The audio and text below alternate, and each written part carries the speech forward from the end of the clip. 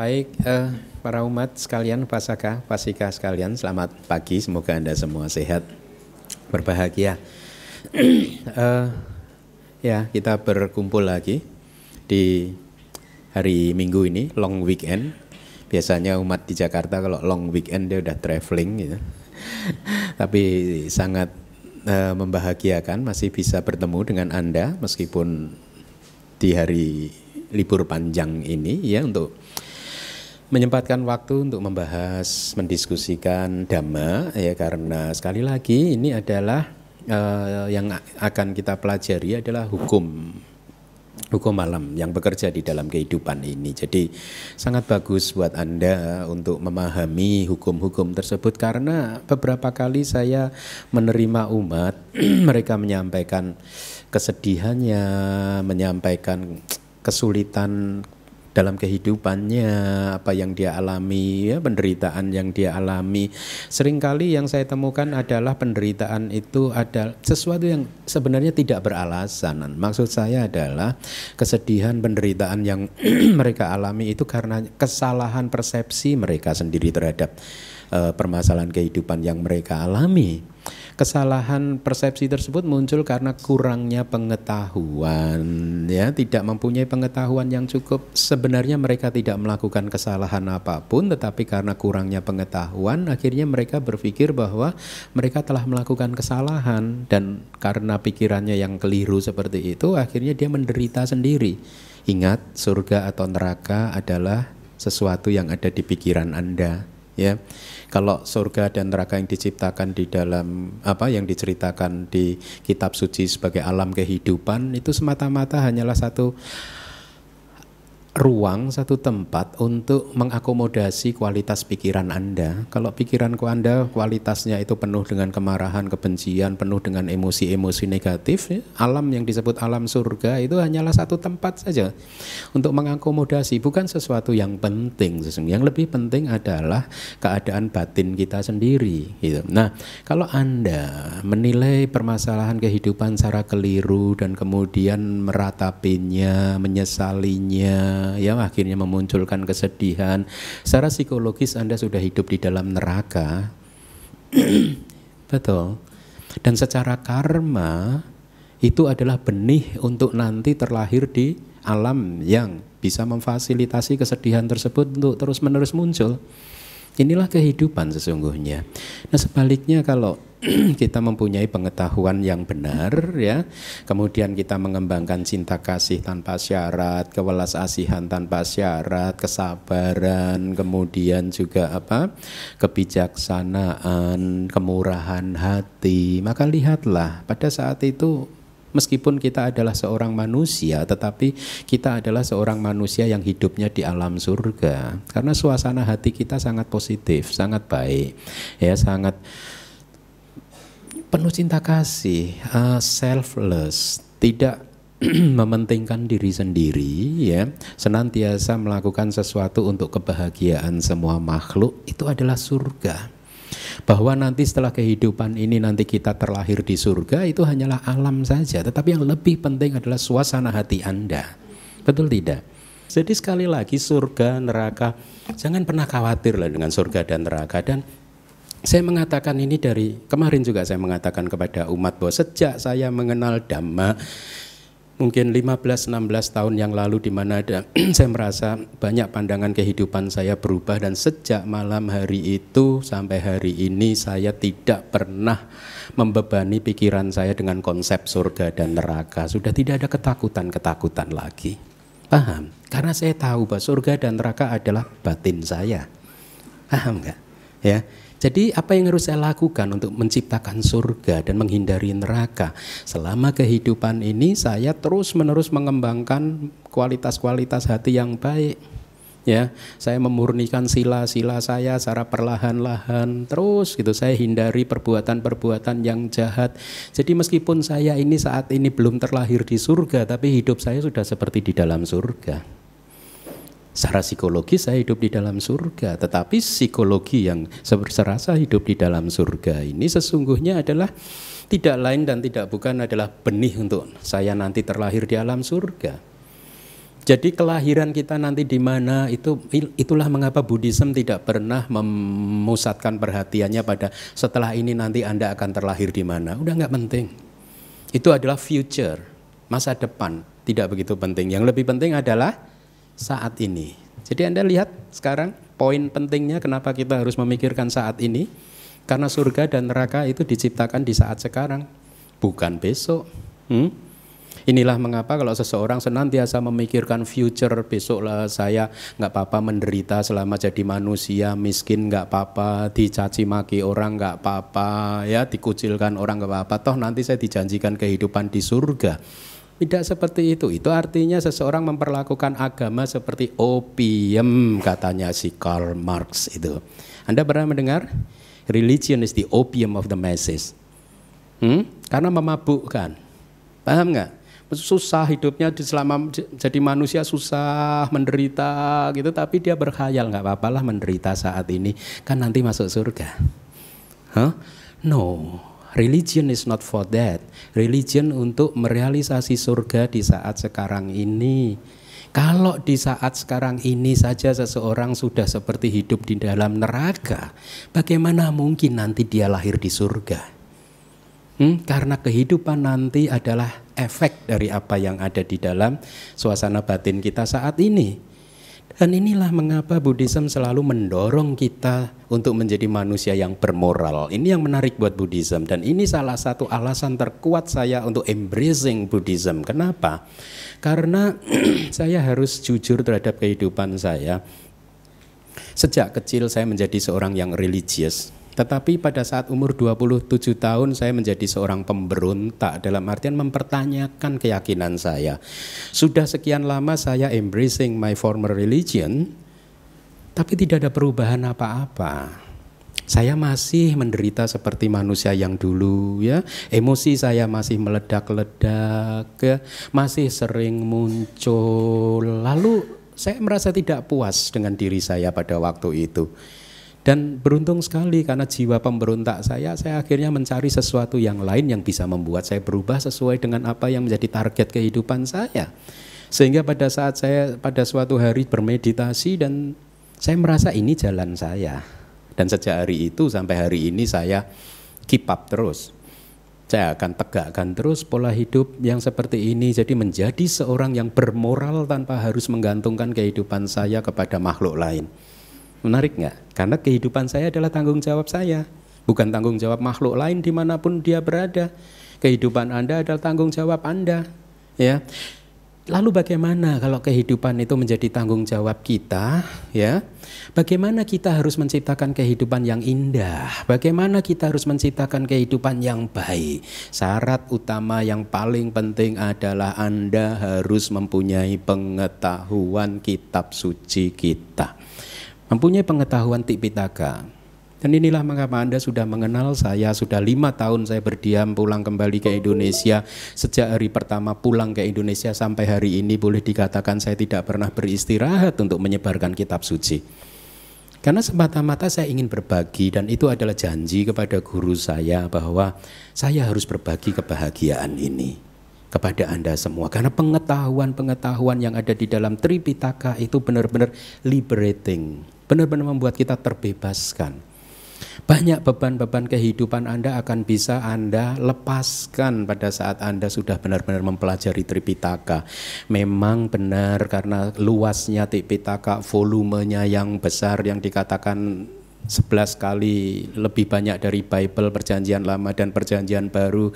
Itulah mengapa, itu baru kitab induknya saja. Itulah mengapa untuk mempelajari Tripitaka kita membutuhkan waktu bertahun-tahun. Bahkan seorang biku yang hidupnya didedikasikan untuk menghafal Tripitaka setiap hari saja, dia bisa membutuhkan waktu 10 sampai 20 tahun. Ya, apalagi kita yang hanya belajar dalam 1 minggu hanya 1 hari saja. Kalaupun sekarang sudah 5 tahun Anda belajar dengan saya kok belum selesai, dinikmati saja. Ya, karena hidup adalah present moment. Ya, nah pengetahuan Tripitaka penting sekali karena bisa membantu Anda untuk keluar dari problem kehidupan Anda. Anda bisa memanfaatkan pengetahuan Anda untuk membebaskan diri Anda dari kesedihan penderitaan Anda, ya, karena Anda adalah tuan dari kehidupan Anda, maka Anda sendiri yang harus membebaskan kehidupan Anda dari kesedihan, kepedihan, penderitaan, apapun itu juga yang Anda alami. Nah, salah satu pengetahuan yang paling penting adalah hukum karma, karena kita manusia ini hidup ini, kebahagiaan dan penderitaan kita secara mental itu sangat ditentukan oleh karma kita. Dengan memahami cara bekerjanya hukum karma, maka Anda akan bisa mendapatkan satu informasi yang lengkap dan kemudian Anda bisa manfaatkan untuk membebaskan diri Anda dari penderitaan Anda. Nah, kita sudah masuk ke kelas yang ke-6. Klasifikasi yang sudah kita pelajari di kelas terdahulu adalah apa saja? Yang pertama adalah berdasarkan fungsi. Karma kita kelompokkan berdasarkan fungsinya, ada 4 ya. Kemudian kelompok yang kedua itu berdasarkan urutan kematangan ya. Ada karma yang harus yang berat, ada karma menjelang kematian dan seterusnya. Kemudian kelompok yang ketiga itu berdasarkan waktu ya. Kita kelompokkan karma berdasarkan waktu, artinya ada karma tertentu yang diperbuat di kehidupan kali ini dan harus berbuah di kehidupan kali ini juga. Ada karma tertentu yang lain kalau diperbuat di kehidupan kali ini dan kemudian kalau mendapat kesempatan, nah ini penting, kalau mendapat kesempatan, kalau ada kondisi yang menyuburkannya, karma baru berbuah ya. Pengetahuan seperti ini dulu pada waktu saya pertama kali mempelajari itu saya seperti tiba-tiba lega. Kenapa? Oh, ternyata tidak semua karma tidak harus berbuah, betul tidak? Saya jadi teringat berarti karma buruk saya yang dulu-dulu nggak harus berbuah kan? Iya, saya happy gitu. Tapi sebentar aja kemudian ingat, oh berarti karma baik saya juga nggak harus berbuah ya. Ya tetapi apapun ya, bahwa karma tidak harus berbuah itu sudah cukup membebaskan kita dari stres secara psikologis, depresi ya. Kalau Anda berbuat salah, berbuat kejahatan kan seringkali aduh Bante saya berbuat kesalahan, saya berbuat kejahatan, saya sudah ini, saya sudah begitu, saya sudah memarahi anak saya, suami saya, istri saya menyesal Bante, ini gimana Bante. Anda ketakutan dihantui bahwa karma Anda itu pasti berbuah. Betul tidak? Banyak kan yang Anda yang mengalami hal seperti itu kan, menyesali perbuatan dan takut akan efek dari perbuatan Anda. Dan sekarang saya katakan perbuatan Anda tidak harus berbuah. Jadi lupakan yang masa lalu. Sekarang kita benahi masa sekarang ya. Kita ciptakan supaya karma buruk yang sudah kita lakukan di masa lalu menjadi expired, menjadi busuk, tidak berbuah. Nah, pengetahuan dharma penting sekali, akan memberikan informasi kepada Anda bagaimana cara untuk membuat benih-benih karma buruk menjadi busuk dan tidak berbuah. Nah, pagi hari ini kita akan klasifikasikan karma berdasarkan tempat kematangan. Yang pertama adalah karma lingkup indrawi. Artinya apa? Karma lingkup indrawi. Karma-karma ini kalau berbuah, dia akan berbuah di alam lingkup indrawi. Tidak bisa berbuah di alam Brahma artinya. Ya, alam lingkup indrawi ada berapa? 11. Alam neraka, alam peta, asura, dan alam neraka, alam binatang, alam peta, alam asura. Ya, kemudian yang kelima alam manusia dan 6 alam surga. Jadi jangan pernah stres di kehidupan ini. Jangan-jangan saya nggak masuk surga nanti ya. Saya sampaikan kepada Anda surganya banyak, ada 6 nggak hanya 1. Jadi pasti Anda ketampung, jangan khawatir di sana itu availability-nya itu banyak. Ada 6 surganya, jadi jangan takut, banyak kursi kosong di sana. Menunggu Anda. Nah, karma lingkup indrawi ya. Jadi kalau berbuah dia hanya berbuah di 11 alam ini ya. Dan biasanya juga dilakukan oleh mereka yang hidup di dalam 11 alam ini. Nah, ini sangat penting termasuk Anda. Oleh karena itu ya, saya harap Anda benar-benar mencermati, merenungi, meresapi dan memahami apa yang saya sampaikan pagi hari ini. Ya, sebelum saya bahas karma-karma tersebut, saya akan sampaikan bahwa karma mempunyai 3 pintu. Ini hanya istilah saja. Karena Buddha mengatakan cetanahang bhikawe kamang wadami, wahai para biku, cetana. Saya mengatakan kama itu adalah cetana. Kama itu adalah kehendak Anda untuk berbuat, motivasi Anda untuk melakukan sesuatu. Itulah yang disebut kama. Tetapi tidak hanya berhenti di kehendak saja, Buddha kemudian melanjutkan kalimatnya cetayitwa kamang karoti. Setelah Anda berkehendak, lalu Anda melakukan sesuatu, ya, melakukan satu perbuatan. Perbuatannya bagaimana? Dilanjutkan oleh Buddha, kayena wacaya manasa, melalui atau dengan tubuh, dengan ucapan, dan juga hanya dengan pikiran.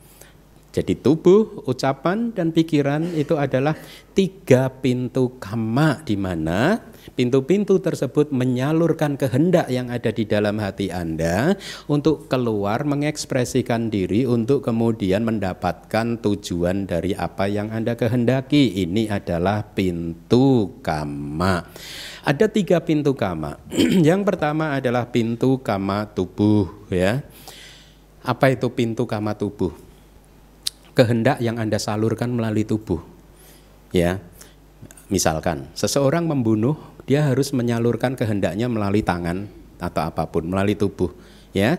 Seseorang yang berbohong, dia harus menyalurkan kehendaknya lewat ucapan dan lain sebagainya. Nanti kita akan bahas. Nah, isyarat tubuh itu adalah pintu tubuh. Ini sangat abhidhamma sekali. Apa sih yang disebut isyarat tubuh itu?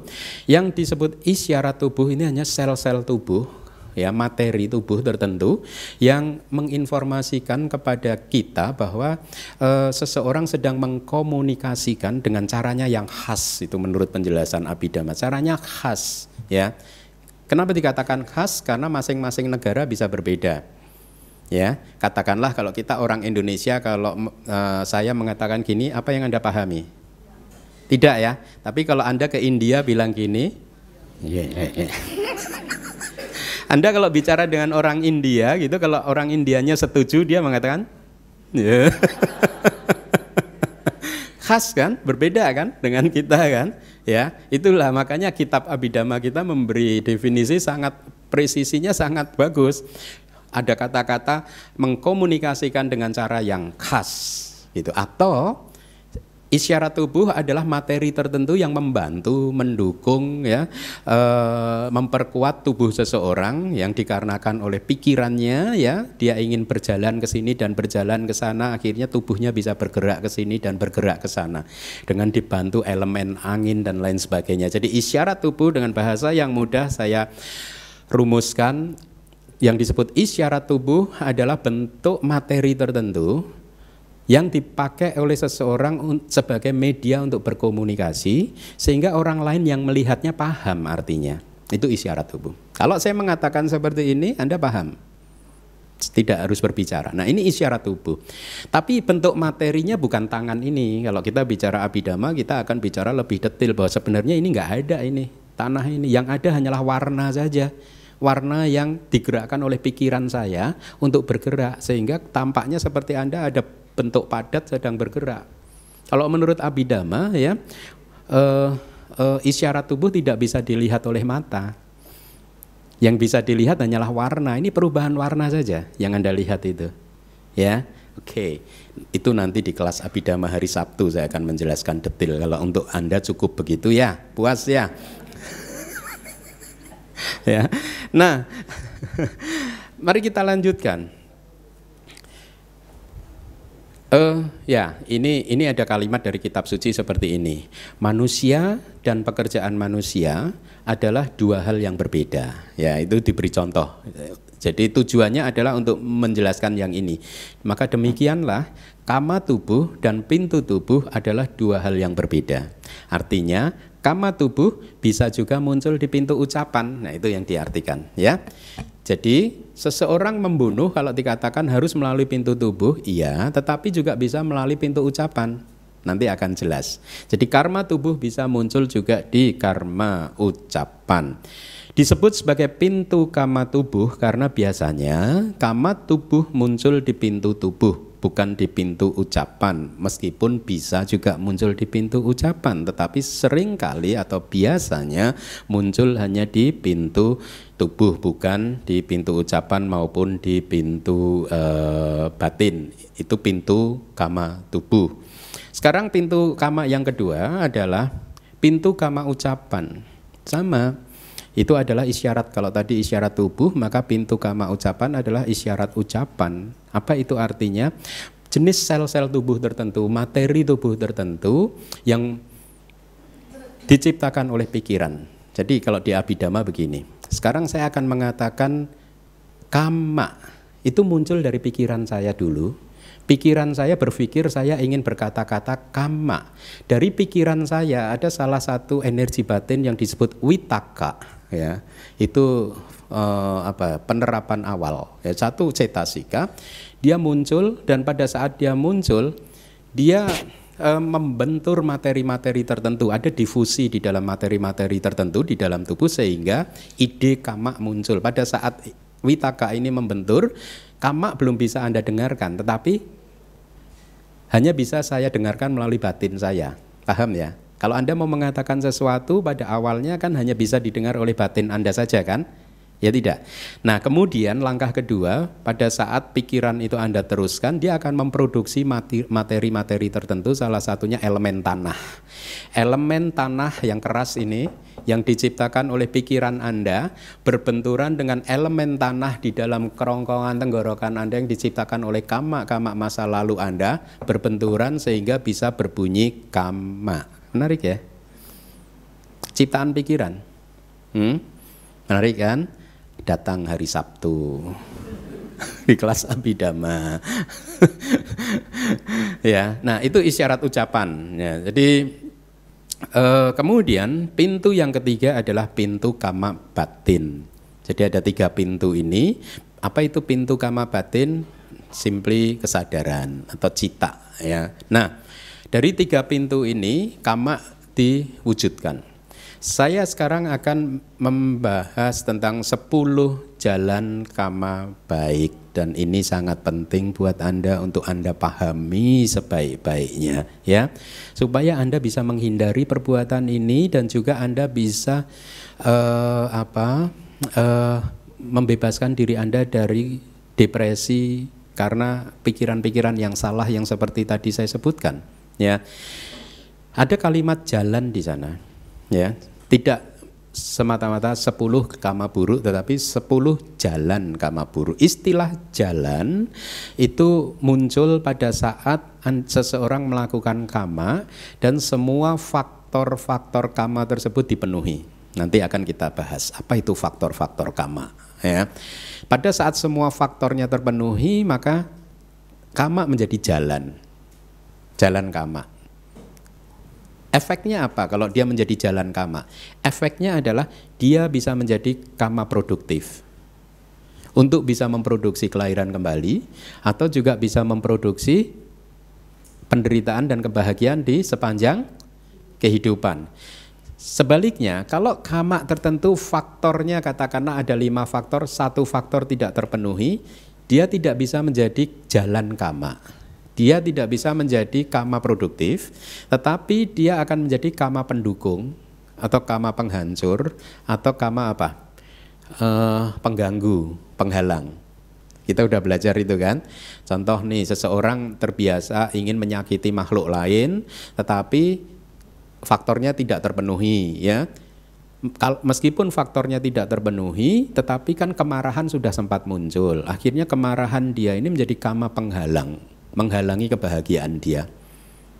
Sangat mudah dipahami ya. Mereka yang suka marah-marah ya, kama marah-marahnya itu akan berbuah dengan menghalangi kebahagiaan mereka. Meskipun mereka adalah orang yang sukses di dalam kehidupan ini, orang yang kaya raya, orang yang ganteng, orang yang cantik, tapi karena pemarah maka karma-karma kemarahannya menghalangi kebahagiaan dia, memperpendek kebahagiaan dia dan lain sebagainya.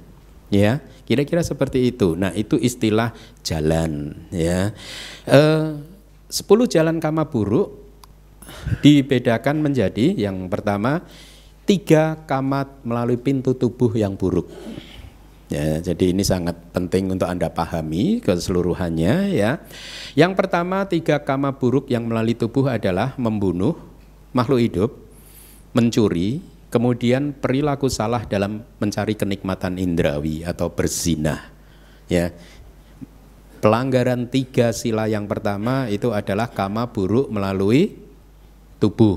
Ya, nah sekarang kama tersebut meskipun disebut kama tubuh juga bisa muncul di ucapan. Bagaimana pembunuhan bisa muncul melalui pintu ucapan? Kalau di dalam kitab suci diberi contoh seorang raja memerintahkan algojonya gitu, ya, itu tolong si kriminal itu dibunuh gitu. Nah, jadi rajanya melakukan karma membunuh melalui order, perintah, ucapan, ya. Kemudian kita lihat yang pertama, membunuh. Apa saja faktornya supaya bisa menjadi jalan kama, ya.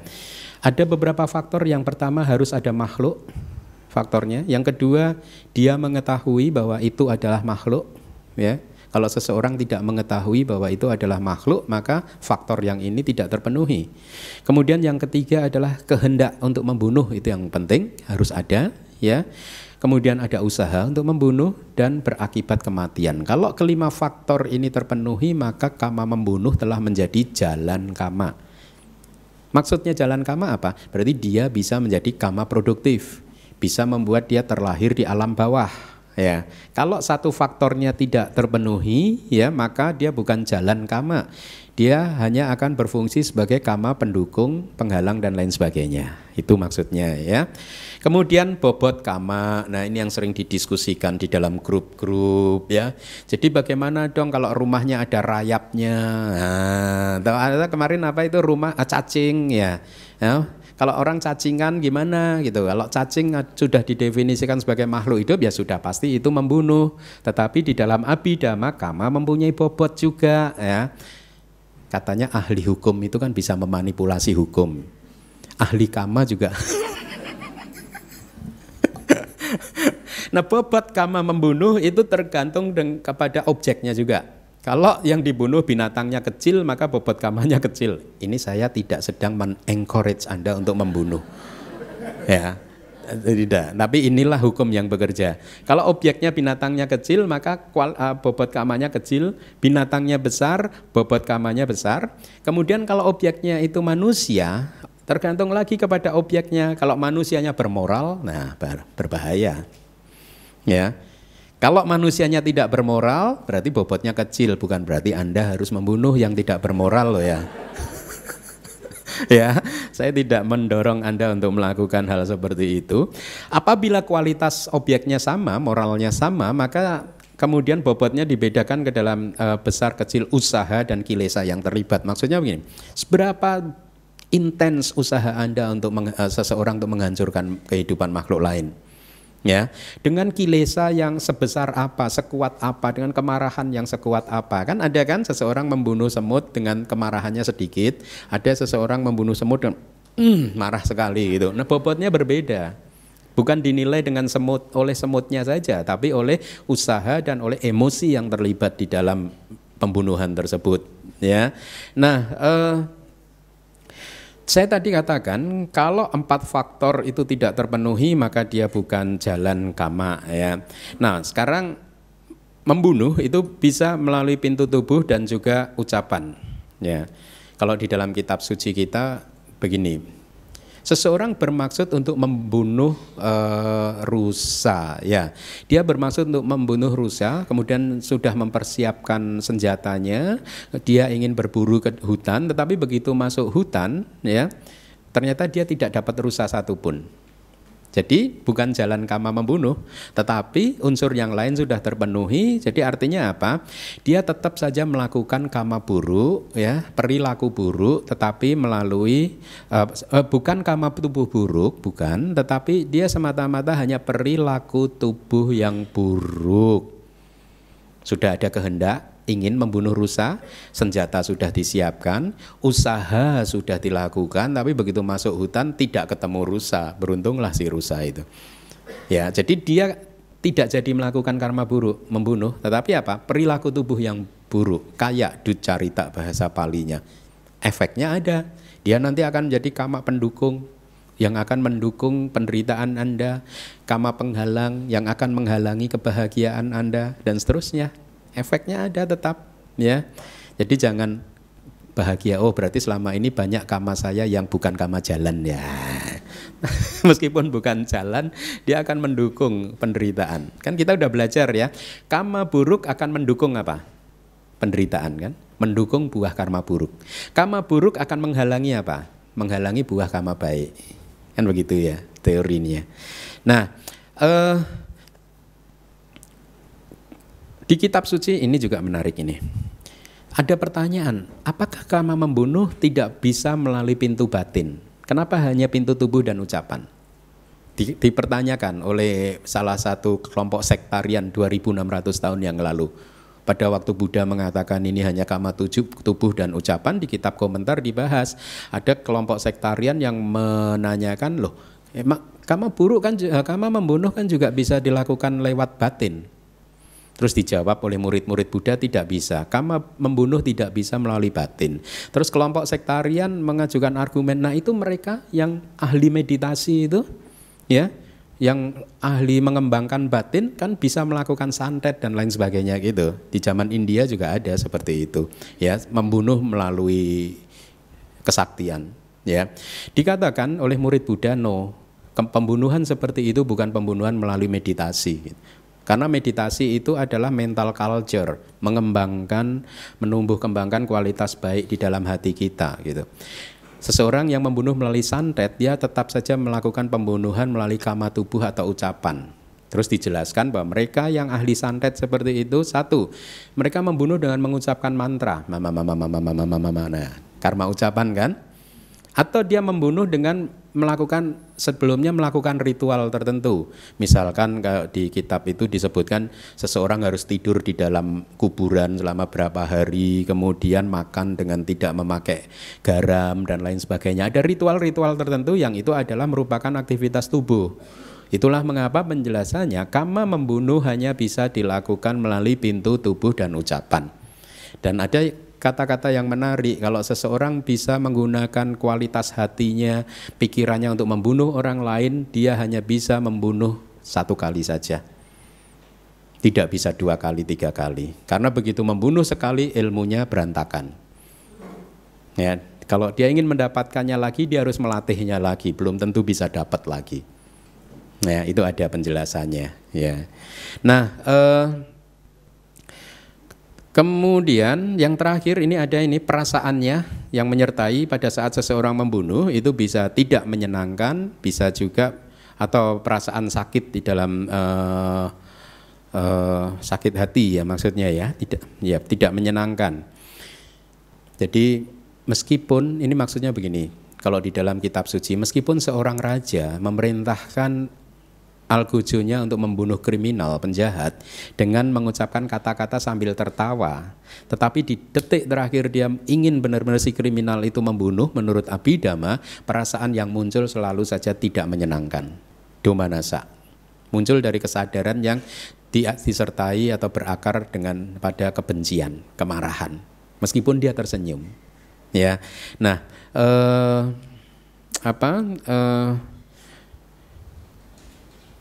ya, jadi lihat, karena membunuh selalu berkaitan dengan perasaan yang tidak menyenangkan, maka Buddhism tidak sepakat dengan adanya istilah apa itu?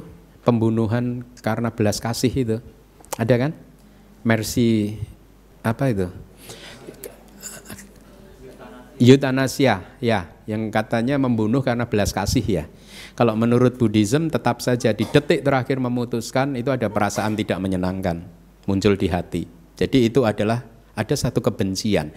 Kebencian tentu saja tidak kebencian yang meledak-ledak, tapi semacam merasa tidak suka dengan situasi yang sedang dihadapi saat ini. Ya, kenapa misalkan nih maaf, papa saya harus seperti ini, setiap hari kita harus bayar biaya rumah sakit, ya mahal sekali. Ya udahlah, kata dokter diteruskan juga nggak bisa hidup, eutanasia sajalah gitu. Ada perasaan tidak suka dengan keadaan. Jadi selalu saja keputusan itu muncul dari kesadaran batin yang disertai dengan kemarahan atau kebencian terhadap situasi yang sedang dihadapinya saat ini. Nah, itu adalah membunuh. Kemudian yang berikutnya adalah karma yang kedua, yaitu mencuri. Apa yang Anda pahami dengan mencuri? Pertama, faktor yang terlibat harus ada benda yang menjadi milik orang lain, dan seseorang yang mau mencuri tahu bahwa benda itu adalah milik orang lain, tahu. Kalau dia tidak tahu, tidak apa-apa. Ya, tapi jangan ditrik loh ya. Berarti pura-pura nggak tahu aja ya Bante ya. Ya, jangan. Kayak kemarin itu ada yang menjawab, katanya siapa? Membunuh cacing, ya udah dong, niatnya kan untuk kesehatan. Tetap nggak bisa. Anda tahu dengan minum obat cacing, cacingnya mati. Mau pakai niat untuk kesehatan, tetap aja itu membunuh. Ya. Kemudian ada pikiran untuk mencuri, muncul pikiran kehendak untuk mencuri, kemudian melakukan usaha, dan akhirnya benda yang menjadi milik orang lain berpindah tangan, ya, ke tangan si pencuri. Jadi intinya ini mengambil benda yang menjadi milik orang lain. Itulah biku mempunyai disiplin yang sangat tinggi. Meskipun ada minuman di sini, kalau saya tidak tahu bahwa ini dipersembahkan untuk saya, ya, atau tidak dipersembahkan untuk saya, maka saya tidak akan meminumnya. Gitu. Ya. Itu salah satu disiplin yang kita latih. Itu kita tidak mengambil sesuatu yang tidak diberikan oleh orang lain. Itu biku, ya. Makan pun juga begitu. Kalau nanti ada di sana di meja makan, kok Anda kok cuek-cuek aja, diam-diam aja, nggak mempersembahkannya pada saya, ya udahlah, saya lapar aja lah sehari ini. Daripada melanggar sila saya. Harus diberikan. Ya, kalau tidak diberikan saya tidak bisa makan. By law. Nah, bobot kamanya adalah tergantung pada benda yang dicuri. Kalau bendanya berharga maka lebih berat, ya. Pemilik benda yang dicuri itu artinya apakah pemilik benda tersebut itu mempunyai kualitas moral yang lebih baik, yang baik atau tidak, sesuai dengan kualitas moralnya, gitu. Perasaan yang menyertainya bisa menyenangkan, bisa tidak menyenangkan, bisa juga netral. Bagaimana itu? Seseorang bisa mencuri dengan hati yang senang, kan? Ya. Atau seseorang mencuri dengan ketakutan, ada juga. Ya, takut nanti kalau ketahuan atau ada konsekuensinya nanti, gitu. Maka dia mengambil sesuatu dengan rasa yang tidak nyaman. Kemudian bisa juga dengan netral. Ya udah, itu yang kleptomania itu kan gitu, netral aja nih. Ya. Kemudian akarnya adalah dari kebencian dan delusi, atau keserakahan dan delusi. Artinya seseorang bisa mencuri karena kebencian loh.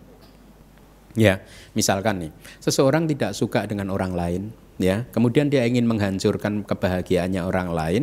Akhirnya orang ini mencoba mengambil handphone, katakanlah, dari orang tersebut. Sebenarnya dia tidak menginginkan handphonenya. Dia hanya ingin membuat korbannya menderita saja, gitu. Jadi ada kebencian di sana. Tapi tentu saja bisa juga muncul dari keserakahan kalau dia benar-benar menginginkan handphonenya, ya. Kemudian yang ketiga, kama melalui tubuh yang buruk adalah perilaku salah dalam mencari kenikmatan indrawi, atau sering diberi istilah berzinah, ya. Faktor-faktornya adalah ada pikiran untuk menikmati objek terlarang. Nah, ini ada objek terlarang itu, nanti akan saya jelaskan. Ada usaha untuk menikmatinya, kemudian ada alat untuk mendapatkannya, dan hasilnya terjadi itu, kepemilikan. Itu artinya akhirnya terjadilah aktivitas perzinahan, gitu. Tadi ada objek terlarang. Di dalam kitab suci kita menjelaskan objek terlarang itu kalau perempuan. Sayangnya di kitab suci yang disebut objek terlarang itu hanya perempuan.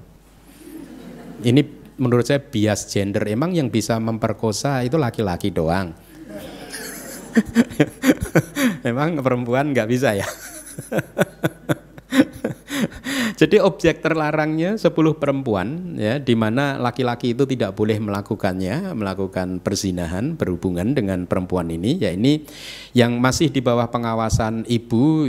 Pengawasan itu adalah perempuan yang masih di bawah pengawasan ibu, di bawah pengawasan ayah, atau di bawah pengawasan kedua orang tua, atau saudara laki-lakinya, saudara perempuan, sanak familinya. Jadi diawasi oleh klan dia. Oleh klan itu apa? Anda menyebutnya apa?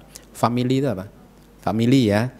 Kemudian masih di bawah pengawasan guru spiritual dia, atau perempuan yang sudah bertunangan dan perempuan yang sedang menjalani masa hukuman. Nah, dikatakan dua yang terakhir ini tidak boleh disentuh. Itu ya. Untuk melakukan perbuatan mencari kenikmatan-kenikmatan indrawi, pelanggaran sila yang ketiga. Tapi ada 10 objek yang benar-benar tidak boleh disentuh adalah mereka yang sudah menikah. Ya, karena istilahnya dibeli. Kalau zaman India ternyata ada pernikahan perempuannya dibeli gitu.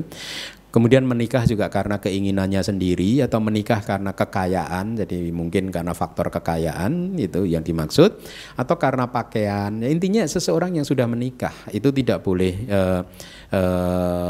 adalah objek yang terlarang. Ditambah 2 yang tadi, perempuan yang sudah bertunangan dan perempuan yang sedang menjalani masa hukuman gitu. Jadi lihat ya, kalau Anda yang masih jomblo-jomblo gitu ya, jangan mengejar mereka yang sudah bertunangan lah, hati-hati lah. Saya juga jomblo.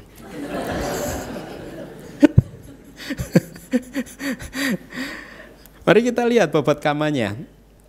Tergantung objek yang dilanggar itu bermoral atau tidak, ya. Kemudian perasaan yang menyertai bisa menyenangkan dan juga bisa netral, ya. Tetapi selalu saja pada saat mengambil keputusan untuk melakukan perzinahan, perasaan yang menyertai selalu menyenangkan. Itu yang bisa kita pelajari dari kitab kita. Akar kemunculannya selalu muncul dari keserakahan, kemelekatan, ya, ingin menikmati kepuasan indrawi, ya, dan tentu saja dibantu oleh delusi, khayalan, berkhayal bahwa kalau janganlah, kalau seseorang melakukan perzinahan maka dia setelah itu pasti akan bahagia selama-lamanya. Betul tidak? Hah? Anda itu setiap kali ingin mencari kenikmatan, kepuasan apapun, Anda ada sedikit banyak faktor delusinya, delusional.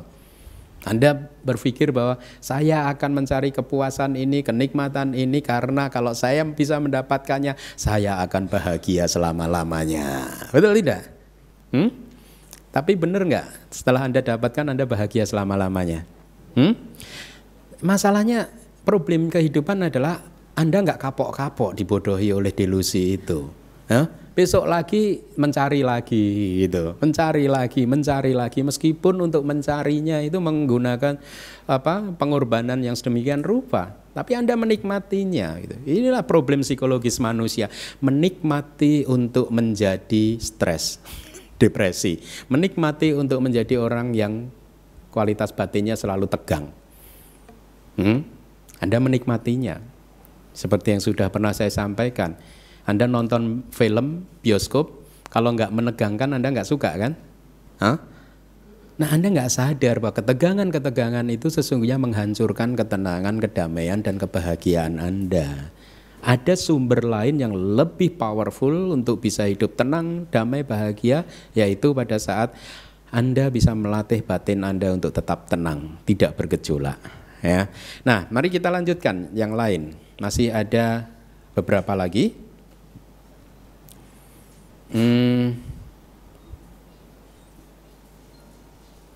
Yang berbohong ya, baik, benar. Berbohong, kama buruk melalui ucapan itu ada 4, berbohong, memfitnah, berkata-kata kasar, dan berkata-kata kosong. Ternyata bergunjing tidak tepat ya. Bergunjing itu menceritakan kejelekan orang lain toh. Ternyata bukan begitu. Ya berkata-kata kosong, berkata-kata omong kosong itu apa ya? Yang kata yang tepat ya? Bercerita yang nggak bermakna gitu. Membual ya. Coba nanti Anda dengarkan. Saya kemarin berpikir kata-kata apa yang cocok ya gitu. Ya. Jadi kita masuk ke kama buruk melalui ucapan. Pintu kama yang bisa muncul itu tubuh dan juga ucapan. Ya, seseorang berbohong bisa melalui tubuh juga loh. Misalkan nih, Anda tanya, Bante Keminda, Bante ini Bante ya? Saya jawab, saya berbohong kan melalui tangan saya kan. Bener nggak? Ya, Kebohongan bisa muncul melalui tubuh juga.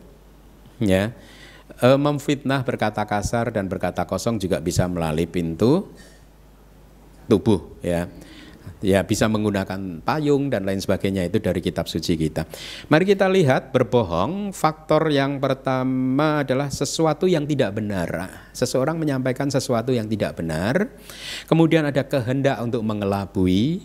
Kemudian ada usaha. Kemudian mengkomunikasikannya kepada orang lain dan akibatnya orang tersebut percaya. Lihat, ada sesuatu yang tidak benar dan ada kehendak untuk mengelabui. Itu penting sekali. Jadi artinya kalau Anda saat ini nanti pada saat makan siang Anda bercakap-cakap dengan teman Anda dan kemudian Anda mengatakan sesuatu yang Anda anggap benar, ya. Keesokan harinya Anda merealisasi bahwa apa yang Anda katakan kemarin atau hari ini tadi itu adalah sesuatu yang salah, maka Anda tidak bisa dikatakan sebagai seseorang yang telah berbohong, melakukan kama berbohong. Mungkin secara hukum negara Anda bisa, orang tersebut bisa dikatakan telah berbohong, ya. Tetapi secara hukum kama dia tidak melakukan kama buruk berbohong. Hukum negara dan hukum karma bisa berbeda, ya.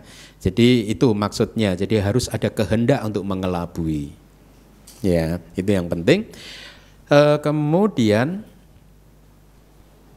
bobot dari kamanya tergantung kepada dampak kehancuran yang diciptakannya, ya. Perasaan yang menyertainya bisa saja berbohong dengan perasaan senang hati, bisa tidak senang atau juga netral. Kemudian akarnya selalu ada kebencian dan juga ada keserakahan. Ada seseorang yang berbohong demi untuk mendapatkan sesuatu tertentu. Karena untuk memenuhi keserakahannya, untuk memenuhi nafsu-nafsunya, ya, maka akarnya bisa dosa dan moha atau loba dan moha, gitu.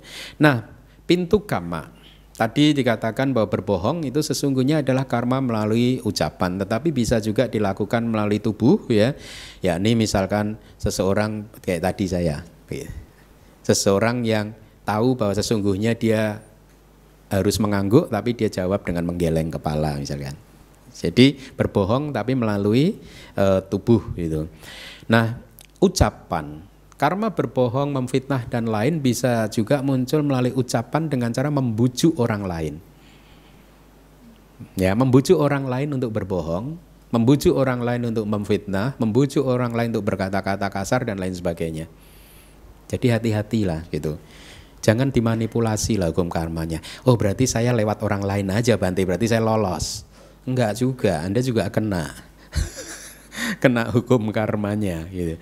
Nah, bobot kama tadi tergantung kepada dampak kehancurannya. Dibedakan dalam kitab suci. Kalau buat umat perumah tangga itu contohnya bobotnya kecil apabila, nah ini saya katakan, Anda berbohong, bobotnya kecil apabila misalkan seseorang bertanya, kamu punya ini enggak? Nah, Anda menjawab sebenarnya Anda punya, tapi karena Anda tidak ingin memberikannya kepada orang tersebut, Anda jawab enggak punya. Bobotnya kecil, aman. Enggak ya, enggak aman ya, janganlah kalau bisa dihindari. Bobotnya besar itu apabila seorang menjadi saksi di pengadilan udah di bawah sumpah dan dia melakukan kebohongan, maka bobot kama buruknya itu besar sekali. Ya. Nah, kalau seorang biku bobotnya kecil itu kalau dia hanya untuk bercanda saja. Ya, dia bercanda misalkan nih seorang biku di dalam kitab suci Pindapata. Kalau zaman dulu umat suka berdana minyak, mungkin untuk lampu minyak dan lain sebagainya gitu. Hari itu dia berpindapata, dia hanya dapat minyak sedikit saja gitu. Kemudian dia berkata kepada biku-bikunya lain, hari ini di desa ini minyaknya banyak seperti sungai mengalir gitu. Ya, padahal dia hanya untuk bercanda saja gitu. Sebenarnya dia dapatnya sedikit, tapi dia bilang, wah di desa ini hari ini pas loh, ini minyaknya banyak gitu. Hanya kayak sindiran untuk bercanda saja. Nah, itu bobotnya kecil, tapi bobotnya besar kalau dia mengatakan sesuatu yang dia tidak melihat. Gawat ya biku ya. Dia tidak melihat mengatakan dia sudah melihat, itu bobotnya besar. Gitu. Ya. Mari kita lanjutkan. Kama berikutnya yang kelima adalah memfitnah, ya. Faktornya adalah ada orang lain yang hendak dipecah belah. Jadi memfitnah itu adalah memecah belah persahabatan. Ada dua orang bersahabat, kemudian ada pihak ketiga yang berusaha untuk menghancurkan persahabatan ini melalui ucapan dengan difitnah salah satunya atau bahkan dua-duanya. Jadi faktornya harus ada orang lain yang hendak dipecah belah. Kemudian ada tujuan ya bahwa mereka harus dipisahkan. Ya, Anda nggak suka melihat ada dua orang bersahabat dan Anda pisahkan. Kemudian atau keinginan untuk mendapat simpati dari orang lain. Kadang ya ada orang suka seperti itu ya, memfitnah supaya dia dipuji-puji oleh orang lain gitu. Supaya disayangi dan menjadi akrab dengan orang lain. Kemudian ada usaha untuk memfitnah dan juga dikomunikasikan usahanya tersebut ya. Jadi dari faktor ini nanti akan berdampak pada hilangnya, kalau dalam kitab suci kita disebutkan hilangnya cinta dan kasih serta persahabatan antara dua orang tersebut. Itu efeknya ya. Bobotnya itu menjadi jalan kama apabila berhasil dia memecah belah. Kemudian apabila tidak berhasil, maka kama tersebut bukan menjadi jalan kama yang lengkap gitu. Jadi kalau meskipun sudah melakukan fitnahan tetapi dua sahabat ini masih tetap bersahabat, maka dia bukan jalan kama memfitnah ya.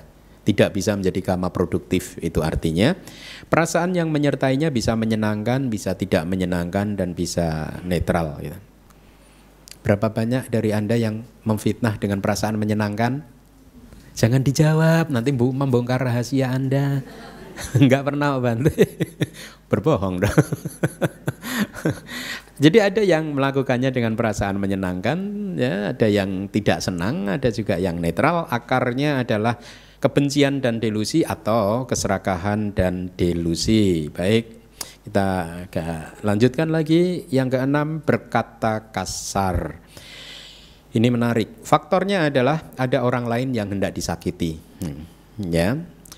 Kemudian ada pikiran penuh kemarahan, ada tindakan yang menyakiti dengan kata-kata. Gitu. Jadi kehendak untuk berkata-kata kasar itu dikatakan kehendak tadi cetana memproduksi ucapan atau memproduksi gerakan tubuh. Bisa. Ya, pikiran kita itu. Kemudian kalau di dalam kitab suci itu ada contoh yang pernah saya sampaikan di kelas Abhidhamma mungkin. Jadi ada seorang ibu marah mengeluarkan kata-kata seperti ini karena anaknya ini agak bandel. Setiap hari dia hobinya pergi keluar masuk ke hutan, sementara di hutan itu kan tidak aman. Nah, hari tersebut mamahnya mengatakan, kalau kamu hari ini masuk ke hutan, mama sumpahin kamu diseruduk kerbau. Nah, singkat cerita begitu dia masuk ke hutan, dia ada kerbau menghadang dia, mau menyeruduk dia. Tiba-tiba dia diam dan merenung. Semoga apa yang ada di hati mama saya yang terjadi, bukan apa yang diucapkannya yang terjadi. Dan singkat cerita, kerbaunya dari tadinya mau menyeruduk, tiba-tiba diam. Happy ending story, pergi kerbaunya.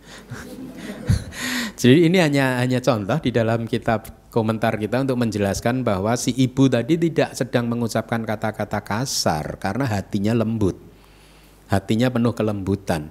Dia hanya istilahnya itu apa? Hanya memberikan nasihat dengan caranya dia supaya anaknya nggak masuk ke hutan. Sama kalau di Myanmar itu sayado kalau mengajar samanera kecil itu suka bawa pentungan loh. Bener gitu. Kalau ada samanera kecil gitu ada apa itu tongkat gitu ya. Kalau nakal gitu ini kan gitu. Tapi saya yakin tidak marah dia. Dia hanya ingin mendidik saja supaya belajar lebih tekun, belajar disiplin. Anak kecil kan. Di Myanmar kan banyak sekali samanera yang umurnya 5 tahun, 6 tahun. Jadi bayangkan bisa dimengerti kalau sayado biku-biku mengajar dengan membawa pentungan gitu. Ya. Anda sebagai orang tuanya aja pada waktu punya anak 5-4 tahun aja kan kesulitan kan mendidik kan. Apalagi sayado yang bukan orang tuanya langsung kan. Ya, disebutkan karena di dalam kitab penjelasan kita, jadi karena hatinya itu tidak ingin menyakiti, maka hal tersebut bukan merupakan karma buruk dengan mengucapkan kata-kata kasar gitu ya. Tetapi ada kalimat penjelasan lagi, meskipun kata-kata tidak bisa dianggap sebagai kasar ya karena hati yang lembut tadi ya, tapi Sebaliknya kata-kata juga tidak bisa dianggap lembut meskipun kata-katanya itu lembut. Paham nggak? Jadi bukan kata-katanya yang dinilai, tapi hatinya. Ya, paham nggak? Diberi contoh seorang raja di zaman dulu ingin menghukum pancung penjahat, ya. Kemudian dia memerintahkan pada algojonya, penjahat itu dipersilahkan tidur selama-lamanya. Kata-katanya lembut kan? Biar dia istirahat selama-lamanya. Tapi maksudnya itu kasar, maka dia berkata-kata kasar gitu.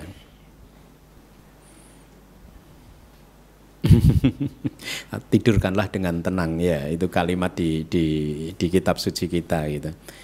Ya, tadi cerita ibu yang anaknya masuk ke hutan itu juga bukan mendorong Anda ngantar sampai rumah anak saya. Jangan ya, jangan. Hati-hati, jangan ada kemarahan, jangan ada ini. Kadang menggunakan kata-kata tertentu untuk melatih disiplin boleh-boleh saja, tapi Anda harus benar-benar menjaga hati supaya tidak ada kemarahan dan kebencian loh, ya. Nah, bobotnya karma tersebut tergantung pada kualitas moral orang yang menerima kata-kata kasar tadi, ya. Ini contoh sepele ini. Kalau Anda memaki-maki pengemis, mungkin Anda nggak kena efek apa-apa. Tapi kalau, jangan Anda lah, orang lain, seseorang, jari saya ke sana bukan ke situ loh ya, ke sana. Enggak, ke sana, saya pastikan enggak kena siapa-siapa kan. Kalau orang tersebut memaki-maki pengemis, dia enggak kena dampak mungkin secara hukum juga, ya. Tapi secara moral juga begitu. Anda lagi, dia lagi lah. Dia memaki-maki orang tidak bermoral, secara karma bobotnya lemah. Tapi dia memaki-maki biku misalkan, bobotnya berat. Tergantung bikunya juga, dia bermoral enggak sih? Kalau bikunya enggak bermoral, ya Anda lolos, aman, kecil bobotnya. Jangan dianggap biku selalu bermoral. Ya ada, tergantung winayanya. Perasaan selalu tidak menyenangkan pada saat mengucapkan kata-kata kasar. Ya, jadi ini menjadi standarnya. Akarnya selalu kebencian dan kebencian saja ini dan delusi maksudnya, bukan kata kasar. Kebencian dan delusi. Selanjutnya yang ketujuh adalah ini tadi berkata-kata kosong. Mari kita tentukan nanti istilahnya apa yang lebih tepat ya. Faktornya adalah kecenderungan untuk berkata yang tidak bermanfaat dan kemudian berusaha untuk menceritakannya, itu faktornya. Jadi cerita yang tidak bermanfaat gitu. Bobotnya itu tergantung seberapa sering orang tersebut melakukannya. Kalau dia udah jadi hobi ya karmanya jadi berat. Karena bertumpuk-tumpuk kan. Dia sehari bisa melakukannya 5 kali, 10 kali gitu. Udah hobi, udah sifat. Jadi karmanya udah menjadi sangat berat sekali.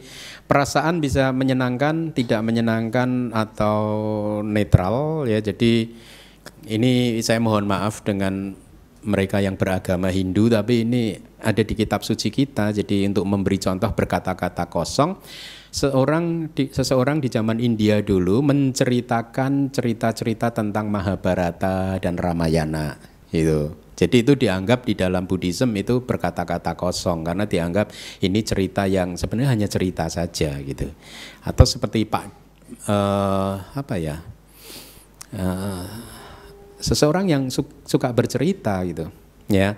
Kemudian dia menceritakan Mahabharata dan juga Ramayana ya, bisa dengan perasaan menyenangkan. Kalau yang mendengarkannya berbahagia, maka dia bercerita sambil memunculkan perasaan menyenangkan. Tetapi sebaliknya dia udah bercerita panjang lebar, pembicaranya tidur gitu. Akhirnya muncul perasaan tidak menyenangkan. Atau perasaannya netral-netral saja pada saat dia menceritakan Ramayana dan Mahabharata. Nah, poinnya adalah bukan ini Ramayana dan Mahabharata itu tidak boleh diceritakan ya. Di dalam kitab penjelasan disampaikan kalau seseorang menceritakan tentang Ramayana, Mahabharata atau kalau zaman modern ini apa? Film apa sekarang yang terkenal? Korean movie ya? Hah? Anda boleh bercerita tentang film Korea itu, tapi Anda hubungkan dengan anicca, dukkha dan anatta ya, gitu. Dihubungkan dengan dhamma. Ya, boleh kalau di dalam kitab penjelasan. Jadi bukan berarti nggak boleh, tapi Anda bercerita dan Anda kaitkan dengan dhamma untuk mempertinggi, meningkatkan pemahaman dhamma, untuk memperkuat pemahaman tentang dhamma, boleh ya. Jadi itu berkata-kata kosong akarnya adalah kebencian dan delusi atau keserakahan dan delusi ya. Menjadi jalan kama apabila orang lain percaya dengan ceritanya. Bahaya ya. Tapi kalau orang lain percaya dalam artian berarti ya benar juga ya, ini satu contoh bahwa segala kehidupan itu hanyalah anicca, dukkha dan anatta, nggak apa-apa gitu. Tapi kalau percaya bahwa Mahabharata ada benar, Ramayana ada benar, ini sekali lagi dengan segala hormat kepada umat Hindu, saya hanya menyampaikan apa yang ada di kitab komentar. Di kitab komentarnya seperti itu gitu. Ramayana dan Mahabharata itu hanya cerita saja gitu, bukan sesuatu yang terjadi benar-benar gitu. Ya, jadi bisa menjadi jalan kama kalau yang mendengarkan akhirnya percaya bahwa cerita tersebut benar-benar terjadi. Kemudian 3 kama yang terakhir, nah ini juga menarik bahwa kama juga bisa muncul dari hanya di batin saja, di pikiran Anda saja. Muncul di pikiran, tidak pernah Anda ucapkan, tidak pernah Anda salurkan melalui tubuh, tapi itu sudah menjadi kama buruk. Makanya Anda harus paham apa saja itu karma buruk tersebut. Yang pertama adalah iri hati. Enak ya kalau mobil itu jadi milik saya ya gitu. Mobil orang lain gitu. Iri hati. Ya, hanya di pikiran saja loh. Hati-hati loh. Ya. Cukup di pikiran tapi itu sudah karma buruk, dan kalau faktornya terpenuhi dia menjadi jalan kama buruk loh. Bisa menjadi kama produktif. Faktornya ada benda yang menjadi milik orang lain dan ada kecenderungan di hati untuk memilikinya. Kama buruk. Dan bisa melahirkan seseorang di alam apaya, neraka, alam binatang, alam peta, alam asura, iri hati ke tetangga kiri, tetangga kanan, untung saya nggak punya tetangga.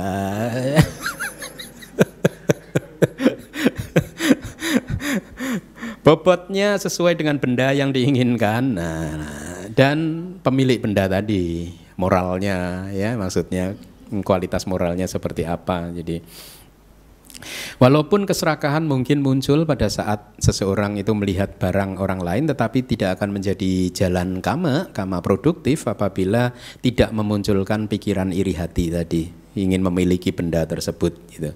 Perasaan yang muncul bisa menyenangkan, bisa juga netral, akarnya selalu dari keserakahan dan delusi ya. Yang ke-9, kehendak jahat. Nah, ini juga hanya muncul di pikiran saja, tapi sudah bisa menjadi jalan kama buruk. Faktornya adalah ada makhluk lain, dan yang kedua ada pikiran untuk menyakiti makhluk tersebut. Ya, bobotnya tergantung pada kualitas moral dari orang yang menjadi objeknya, gitu. Atau kalau binatang tergantung besar kecilnya binatang, besar kecilnya usaha yang dilakukan, kilesa yang terlibat di dalam melakukannya, ya, di dalam memikirkan itu, gitu. Kemudian tidak ada usaha ya, karena ini karma mental saja, karma batin. Perasaannya selalu tidak menyenangkan, jadi muncul dari akar dosa, kebencian dan delusi, gitu. Jadi kehendak untuk menyakiti makhluk lain ya, untuk menghancurkan kebahagiaan makhluk lain. Ada teman kita sedang berbahagia, kemudian muncul pikiran jahat hanya di pikiran kita saja ya, yang tidak menyukai orang tersebut. Semoga dia segera berakhir kebahagiaannya dan berubah menjadi penderitaan selama-lamanya. Ya, hanya pikiran-pikiran seperti itu sudah menjadi kama buruk, jalan kama buruk ya. Kemudian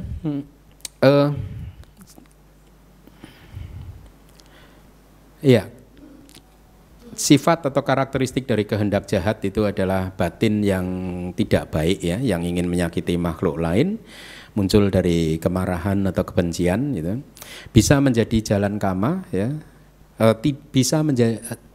Tidak harus menjadi jalan kama pikiran buruk tersebut ya, selama tidak ada pemikiran untuk menyakiti atau menghancurkan. Semoga dia hancur ininya, Kalau dia hanya membenci saja, tapi tidak ada harapan untuk menghancurkan kebahagiaan dia, maka itu bukan jalan kama buruk yang disebut kehendak jahat.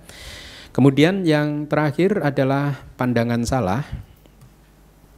Faktornya adalah distorsi terhadap objek, salah melihat objek.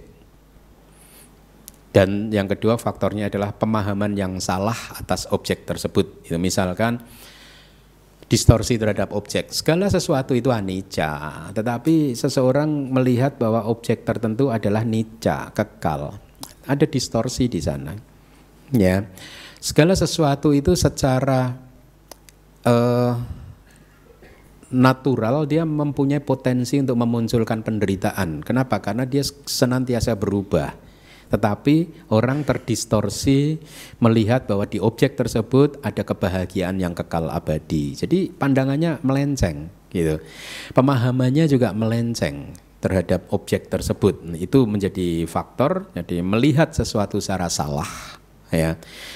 Karena sesungguhnya segala fenomena itu adalah anicca, dukkha dan anatta, tetapi dilihat secara keliru sebagai kekal, ada kebahagiaan, ada diri indah, cantik, dan lain sebagainya. Bobotnya tergantung seberapa sering seseorang melakukannya dan apakah pandangan salahnya itu kekal atau permanen atau tidak. Artinya seumur hidup dia tidak mau melepaskannya. Itu yang dimaksud permanen. Sampai meninggal dunia dia masih memegang pandangan salah tersebut ya. Jadi itu yang disebut pandangan salah.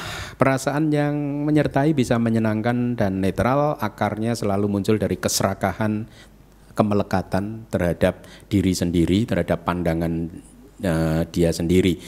Kalau di dalam kitab suci pandangan salah tentang kama dibedakan menjadi 3. Pandangan salah yang meyakini bahwa perbuatan tidak ada efeknya. Anda melakukan apa saja nggak apa-apa, nggak ada efeknya kok. Itu pandangan salah. Pandangan salah yang kedua adalah pandangan yang tidak mengakui bahwa segala sesuatu itu muncul karena ada yang menyebabkan kemunculannya gitu. Itu ya, ahituka. Kemudian yang terakhir natika diti. Pandangan salah tentang sebenarnya tidak ada perbuatan, yang ada ya sudah memang seperti ini gitu. Kama tidak ada, sebab kama tidak ada, efek kama tidak ada, yang ada ya seperti ini. Nanti setelah meninggal dunia manusia habis sudah, nggak ada apa-apa lagi gitu. Itu pandangan salah. Buddhism sebaliknya mengatakan bahwa energi tidak bisa dimusnahkan. Itu bukan Buddhism ya. Siapa? Hukum kekekalan energi. Newton ya. Newton ya. Hukum kekekalan energi mengatakan energi tidak bisa dimusnahkan, ya, hanya bisa bertransformasi. Sedangkan kehidupan kita, batin kita ini sesungguhnya juga energi. Tubuh kita juga energi. Ya. Jadi artinya apa? Di dalam satu kehidupan, begitu selesai satu kehidupan akan terjadi transformasi ke kehidupan yang baru lagi. Selalu seperti itu.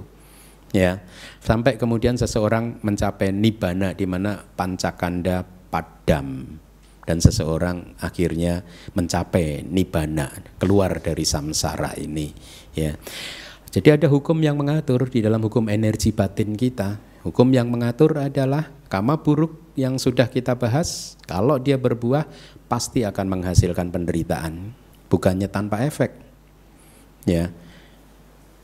Sebaliknya kalau karma baik yang berbuah, maka kebahagiaanlah yang akan muncul. Baik, dengan demikian maka selesailah kelas kita pagi hari ini.